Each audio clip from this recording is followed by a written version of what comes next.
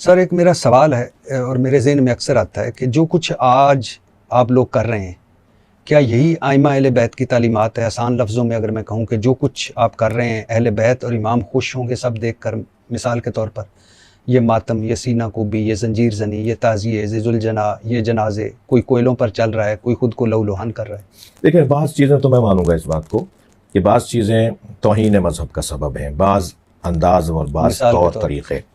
مثلا یہی کہ کوئی سوئی گھسا لی اپنے وجود میں، کوئی پیٹ میں کوئی چیز گھسا لی، کوئی اس ٹائپ کی حرکت کے جس سے مذاق بنے، کوئی حرکتیں کرنا کچھ اس طرح کی جو بعض ممالک سے بھی تصویریں آ رہی ہوتی ہیں، ہمارے ملک کے اندر بھی بعض چیزیں نظر آ رہی ہوتی ہیں۔ تو لیکن جہاں تک ماتم کی بات ہے، رونے کی بات ہے، گریے کی بات ہے، اس پر ہمارے پاس دلائل موجود ہیں اور ائمہ اہل بیت نے ہمیں اس کام پہ لگایا ہے۔ یعنی امام رضا علیہ السلام سے ہمارے پاس گریے کی احادیث، امام جعفر صادق سے، امام زین العابدین علیہ السلام جو چوتھے امام اثنا عشری اور تمام شیعوں کے ہیں۔ میں نے عرض کیا کہ چھٹے امام تک تو سارے شیعہ مشترک ہیں، بعد میں پھر چھٹے امام کے بعد اختلافات شروع ہوئے اور فرقے بنے،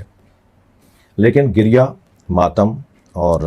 عزاداری، کالے کپڑے پہننا، رونا، کربلا اور امام حسین کو یاد کرنا۔ سر کالے کپڑوں سے یاد آیا کہ ملا یازر الفقیہ، جی، یہ آپ کی بڑی کتاب ہے، اس میں کالے کپڑے پہن کے نماز پڑھنا مکروہ ہے۔ نہیں اس کتاب میں ہے کہ کالا لباس فرعون کا لباس ہے۔ جی ٹھیک ہے، خانہ کعبہ کے پردے کو کیا کریں گے آپ؟ نہیں خواتین کے کالے کی چادر کو کیا کریں گے آپ؟ نہیں، نہیں، اس کی مراد کچھ اور ہے۔ اچھا، میں عرض کر رہا ہوں جی جی، اس سے مراد کچھ اور ہے۔ کالے کپڑے جو عادت بنا لے، اپنے کالے کپڑے جو اپنا مزاج بنا لے، اپنا لباس، کیونکہ نبی مکرم کا لباس صلی اللہ علیہ وآلہ وسلم کا جو لباس ہے وہ سفید لباس ہے،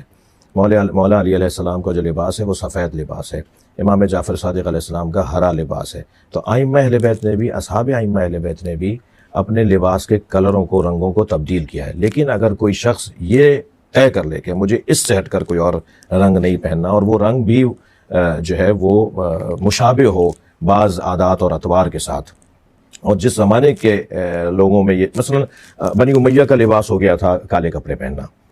بنی عباس کا لباس ہو گیا تھا کالے کپڑے پہننا، ایک دور آیا کہ سادات جو تھے وہ صرف سبز امامہ پہنتے تھے، پھر ایک دور آیا کہ سادات کالا امامہ پہننے لگے اور شناخت ہو گئی کہ جو کالا پگڑی باندھے ہوئے، امامہ باندھے ہوئے، وہ سید ہے۔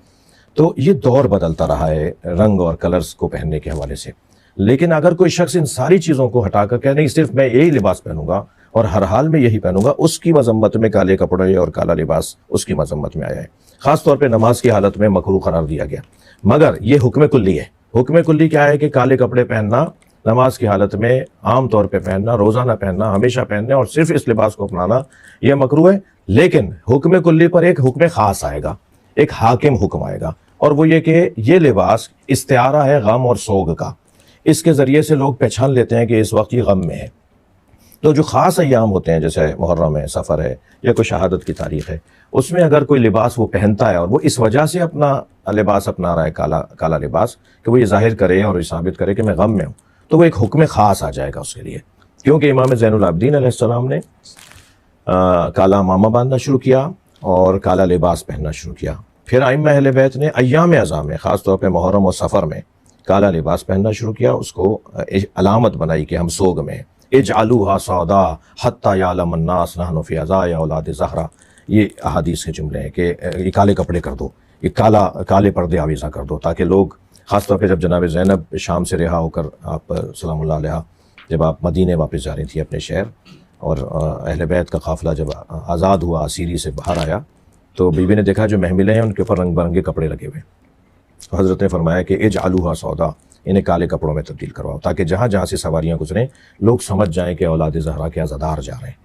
تو یہ پھر بعد میں، یعنی یہ احادیث جو ہیں، یہ احادیث کا زمانہ کوئی اور ہے،